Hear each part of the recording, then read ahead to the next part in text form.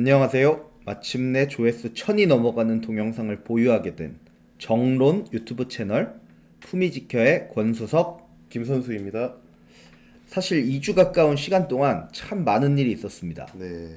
그 이낙연 대표의 새로운 미래와는 결국 갈등 끝에 남남이 되었고요. 사실상 개혁신당의 가장 바닥을 보는 듯한 시간들이었는데 네. 2월 23일 금요일 반등이 될 만한 좋은 소식이 있었죠? 네, 그 소식은 김종인 위원장을 개혁신당 이번 총선의 공천관리위원장으로 임명한다는 소식이었습니다. 네. 저번 주에는 저희가 반 이상 제작한 영상을 업로드하지 못할 정도로 그렇죠. 이 심적인 스트레스를 많이 받았는데 이제 그 악재들을 해소하고 이제 지지율 반등 국면을 맞이한 것 같아서 약간 홀가분한 기분이 듭니다. 맞습니다. 그 김종인 위원장 얘기는 사실 책으로 써도 한 권 분량이고 워낙 다양한 평가를 받는 인물이라 그분의 모든 이야기를 풀어내기엔 영상이 너무 짧을 것 같고요. 네. 오늘은 사실 현재 3% 정당이라고 해도 과언이 아닐 이 개혁신당의 위기 상황을 타개할 선거의 전문가로서 김종인 위원장의 포커스를 맞춰서 얘기를 해보려고 합니다. 네, 현재 개혁신당의 지지율은 바닥 근처에 와 있다고 해도 과언이 아닌데요. 다시 전고점인 10%를 뚫고 그쵸. 더 높게 비상하기를 기원합니다. 그런 의미에서 이제 새로 모시게 된 김종인 위원장의 선거 승리의 역사, 그리고 앞으로 기대하는 전, 뭐 이런 것들을 품위지켜의 그 날카로운 시선으로 얘기해 보도록 하겠습니다. 앞으로는 그 편안한 분위기에서 대담을 진행하기 위해 반말로 이야기하는 점 양해 부탁드리겠습니다. 사실 우리 주위에 이 30대 친구들 중에는 또 김종인 할배가 오냐고 아쉬워하는 친구들도 많지만, 근데 이제 우리가 간과하지 말아야 될 게 이 할아버지가 유랑단처럼 막 직을 구걸하면서 돌아다니는 사람이 아니라 거대 양당에서 서로 앞다퉈서 모셔가려고 했던 사람이라는 거야.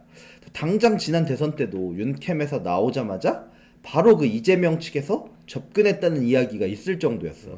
그 이유는 이제 이분이 역할을 맡으셨던 세 번의 선거를 모두 승리로 이끄셨기 때문인데, 그치. 비대위원으로 참여했던 12년 총선, 그리고 비대위원장으로서 참여했던 16년 총선, 그리고 21년 재보선에서 이 불리한 국면을 모두 이겨내고 승리를 거두셨어. 난 이분을 볼 때마다 이 유럽 축구의 우승 청부사 카를로 안첼로티 감독이 떠올라. 또 이 은근히 안 감독님이랑 아주 비슷한 점이 이 안 감독도 굉장히 선수들이랑 격이 없이 지내는 편인데 사실 이 김종인 위원장이 고령의 나이에도 꼰대 같은 언행으로 논란을 일으킨 적이 정말 거의 없어.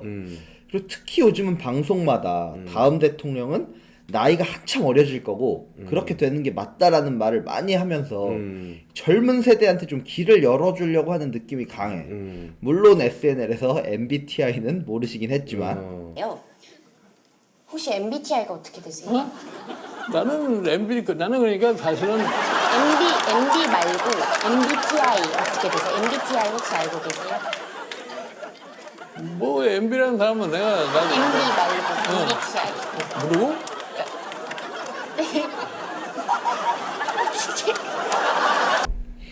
생각해보면 이분이 어떤 정치기획자로서 2010년 이후 당선된 모든 대통령, 박근혜, 문재인, 윤석열, 이 세 분의 당선에 직접적으로 영향을 끼쳤다 해도 과언이 아닌데, 그치.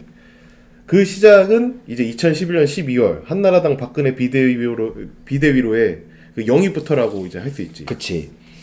당시는 이 김어준의 나는 꼼수다가 온라인을 장악을 하고 진짜 MB 정권의 인기가 바닥을 기고 있을 때였는데 사실 개인 인기는 높긴 했지만 이 박근혜 대통령의 약간 고루하고 좀 꽉 막힌 이미지를 경제 민주화라는 굉장히 참신한 구호 그리고 혁신적인 복지 정책 강화로 MB 정권이랑 차별화를 두고 총선 승리를 이끌어냈어. 특히 이때 정강 정책에서 보수란 단어를 빼자고 할 정도로 아주 뼈를 깎는 쇄신을 추구를 했었지. 당시 그 박근혜 비대위는 그 오세훈 시장이 이 무상급식에 반대하면서 들어서게 된 곳인데, 그치. 근데 이 김종인 위원장은 이러한 그 당시 한나라당 모습이 시대의 요구에 역행하고 있다고 본 거야.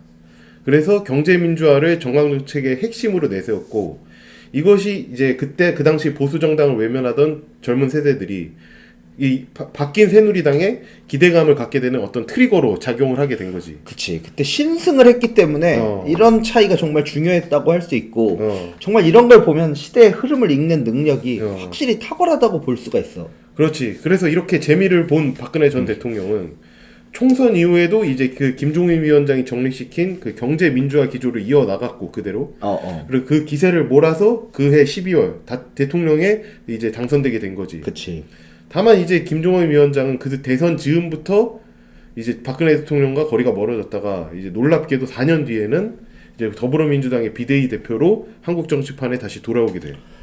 그치. 2012년에는 시대의 흐름에 맞는 정책 제안이라는 어떤 더하기로 승부를 봤다면 2016년에는 이 문재인이라는 사람의 확장성을 가로막는 어떤 유권자들의 심리적인 장애물을 없애주는 빼기의 정치로 승부를 봤어. 아직도 회자되는 게 그 막말 파문, 뭐 선명성의 정치로 그 민주당 지지자는 엄청 좋아했지만 지금도 중도층이 싫어하는 정청래 의원을 그 당시에 공천 커것도프를 시켰단 말이야. 뿐만 아니지. 그 이제 세종 지역구를 이제 전략 공천 지역으로 발표를 하면서 이 친노의 좌장이었던 이해차 의원을 컷오프 시키기도 했지. 맞아. 그 당시 조선일보는 이제 사설을 통해서 이제 김종인 대표가 친노 운동권 의원 50명 중 이제 3분의 1 가량을 컷오프 시키거나 불출마를 시켰다고 평을 했어. 그래서 당시에 여당과 국민의당이 이제 민주당에 대한 공격 프레임으로 내세웠던 친노 그치. 운동권 청산에 과감한 인적 쇄신으로 대응을 한 거지. 그치. 이 김종인이 칼을 대신 휘둘러서 인적 쇄신을 해주니까 당시에 이제 노무현 대통령의 후광만 보이던 이 문재인이라는 사람을 저 사람 상당히 중도적이고 유연하다 이런 정치인으로 보이게 만들어줬어. 이 당시에 서울, 경기, 인천에서 민주당이 82대 40으로 이겼단 말이야. 이게 사실 이제 민주당도 수권 정당이 될 만한 가능성을 보여주는 사건이었고 결국은 문재인을 대통령까지 이끄는 어떤 발판을 놨지. 그래서 나는 이 선거에서 이제 김종인 위원장의 특기인 중도 확장 능력이 매우 주요했다고 평하고 싶어. 그치. 그래서 오른쪽에 갇혀 있었던 박통의 운동장을 왼쪽으로 더 넓힌 것처럼 이제 문재인의 운동장을 이 중도무당층이 있는 이제 오른쪽으로 더 넓혀준 셈이지. 그러나 이제 또 총선 이후에도 비대위 당시의 어떤 내용의 잔재가 이게 진화가 되지 않으면서 이제 문재인의 민주당과도 이제 결별을 하게 되지. 그치. 이분이 길게 머물지는 못하시는 분인 것 같아. 그리고 나서 이제 또 탄핵, 대선 패배, 지선 참패, 이 3연타를 맞으면서 정말 괴멸 수준으로 향하고 있던 보수를 구하러 2020년에 이제 미래통합당, 현재 국힘이지, 여기에 선대위원장으로 돌아와. 근데 이 시간이 많지 않아서 총선에서는 이제 영향력을 크게 발휘를 못하고 또 참패를 당하는데 대신에 이제 비대위원장으로 계속 당을 이끄는 역할을 맡게 돼. 그래서 당 이름도 국민의힘으로 바꾸고 결국 이제 보수의 대역전을 이끄는 이 전초전에 초석을 놓게 되지. 예를 들자면 이제 이명박, 박근혜 전 대통령들의 가호에 대한 대국민 사과도 있었고, 그치. 그리고 5.18 민주묘지에 무릎을 꿇고 참배를 하는 등 여러 굵직한 행보를 이제 보이셨는데, 그래도 가장 큰 업적은 이제 비대위원장 임기 내에 있었던 4.7 재보궐 선거의 승리였지. 그치. 사실 이제 21년에 국민의힘은 사실 서울시장 후보로 사실 이제 박원순 시장이 집권하게 된 게 10년간 서울을 이렇게 내주게 된 주범이 사실 이제 오세훈 전 시장과 이제 나경원 씨였잖아. 근데 이 사람들이 다시 21년에도 국힘에서 이제 후보로 막 오르내리고 있었어. 이건 사실 이제 거의 변변하게 대안을 찾지 못하고 있다고 해도 과언이 아니었는데 그래서 이제 안팎으로 서울시장 후보로 차라리 국민의당 안철수랑 단일화를 해라 라는 여론이 높았는데도 이걸 결국은 뚝심으로 밀어붙여서 이제 오세훈으로 이겨. 그래서 오세훈으로 서울시장을 탈환하는데 성공을 한단 말이야. 그 당시 이제 일부 극렬 당원들이 집 앞으로 찾아가서 시위를 할 정도로 그치. 안철수와의 그 단일화 여론이 매우 높았는데 이러한 반대를 무릅쓰고도 김 위원장이 국힘 후보를 계속 밀어붙일 수 있었던 것은 탁월한 여론조사 분석 능력이 있었어. 본인이 말씀하시기를 이제 근거 없이 오세훈을 밀어붙인 게 아니다. 본인은 이제 국회의원 당시 여론조사 책임자로 2년을 일한 경력이 있고 또 이렇게 단순 이제 지지율 수치만이 아닌 요소와 문항 하나하나를 분석했기 때문에 이 국힘으로 단일 후보를 낼 수 있다는 어떤 확신이 있었다고 하셨어. 결국에 이렇게 다 쓰러져 가던 국민의힘을 심폐소생에 성공을 했기 때문에 결국은 1년 후에 이제 대선 승리로 가는 주춧돌을 놓게 돼. 근데 이제 대선 국면에선 또 이제 윤석열 대통령과 사이가 나빠져가지고 일찌감치 이제 캠프를 떠나긴 하지만 대신에 물러나면서 이 난맥상이었던 매머드 선대위를 정리하고 가. 그래서 마지막까지도 할 일은 다 하고 갔다라는 게 이제 중론이야. 진짜 말 그대로 가히 킹메이커라는 칭호가 그치. 아깝지 않은 성과를 여러 군데에서 내셨어. 그치. 아무튼 이제 이 김종인 위원장의 10년간의 성공 방정식을 다시 정리를 해보면 2012년에는 박근혜 정부를 탄생시킨 그 시대의 흐름을 읽는 정책 제안, 2016년에는 문재인 정부 출범의 주춧돌을 놓은 어떤 중도층을 겨냥한 인적 쇄신, 2021년에는 국민의힘의 부활을 이끈 재보궐 국면에서의 정확한 판세 분석, 이렇게 세 가지를 꼽을 수가 있어. 아무튼 지금 이제 김 위원장의 마지막이 될지도 모르는 어쩌면 이제 네 번째 구원투수 등판인데 나는 여기서 이제 김종인 위원장이 과거에 자기가 잘 하셨던 거를 그대로 또 한번 해줬으면 좋겠어. 우선 이제 김 위원장께서 이제 시대의 흐름을 읽는 능력이 뛰어나시니까 12년에 이제 2012년에 경제민주화로 판을 흔드셨던 것처럼 현재 대한민국이 당면한 고령화, 저출산과 같은 위기를 극복할 수 있는 어떤 정책 제안에 도움을 많이 주셨으면 좋겠어.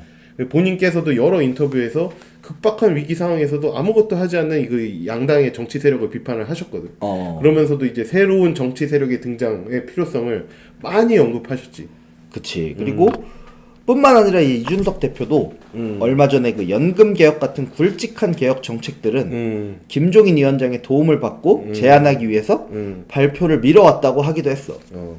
그래서 1970년대에 의료보험 도입이라는 어떤 한국복지의 그랜드라인을 설계하신 것처럼 이 공공기금 고갈이 눈앞에 온 지금 어떤 그때와 같은 해안으로 대한민국 미래복지의 어떤 새로운 비전을 좀 제시할 수 있을 거라고 나는 생각해. 그치. 그리고 나는 사실 뭐 억울한 선입견이라고 생각하긴 하는데 이준석이 하면 너무 빠르고 급진적이다 이렇게 느끼는 사람들도 많고 또 이 개혁의 순기능을 보기보다는 갈라치기 프레임을 씌우려는 사람이 뭐 우리가 영상에서 다뤘지만 진짜 많아. 근데 김종인 위원장이 그런 느낌을 좀 중화시켜주고 좀 변화의 보수적인 사람들도 이렇게 귀를 기울일 수 있게 해주는 그런 역할을 해주시면 좋겠어. 그리고 2016년 더불어민주당에서 보여주셨던 어떤 과감한 인적 쇄신을 개혁신당에서도 이제 보여주실 수 있을 거라는 어떤 기대감도 있는데. 그치. 이제 현실적으로 어쩔 수 없이 이제 개혁신당 공천에서 가장 많이 주목을 받을 부분은 비례후보 공천일 수밖에 없는 상황이잖아.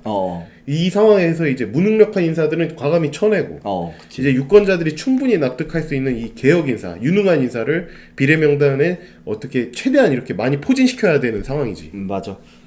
그 솔직히 조원천이나 이원욱 의원은 개파를 데리고 입당한 느낌은 아니라서 걱정이 덜 되는데 사실 금태섭, 양양자 이 두 사람은 당을 차렸다가 그 당이랑 함께 들어온 사람들이잖아. 그럼 사실 이제 비례에 지분 요구를 많이 하게 될지 않을까 이런 걱정이 돼. 그리고 이제 현재 지지율을 극복 못하면 진짜 파이가 줄어들기 때문에 다툼이 더 심해질 수도 있어. 근데 이런 국면에서 정말 그래도 나름 정치권에서 리스펙을 받고 있는 이 김종인 위원장이 정말 2016년처럼 좀 그 엄한 육모 방망이를 휘둘러서 당내에 분란이 좀 안 일어나게 해줬으면 좋겠어. 뭐 김종인 위원장의 그립감, 뭐 그치. 이제 속된 말로 이런 곤조 이런 건 여의도에서 이제 사회 추종을 이제 불허하기 때문에 이 갈등이 이제 초기에 진압될 수 있을 것 같고 또 이준석 대표를 비롯해 이제 금태섭 최고위원, 양양자 원내대표 이 각 정파의 수장들도 김 위원장에 대한 어떤 상당한 리스펙을 갖고 있는 걸로 알고 있기 때문에 어떤 우려할 만한 잡음이 없을 거야. 그치. 그리고 사실 이제 잡음이 또 나면 이제는 정말 위험합니다. 그지. 정말 위험합니다. 예.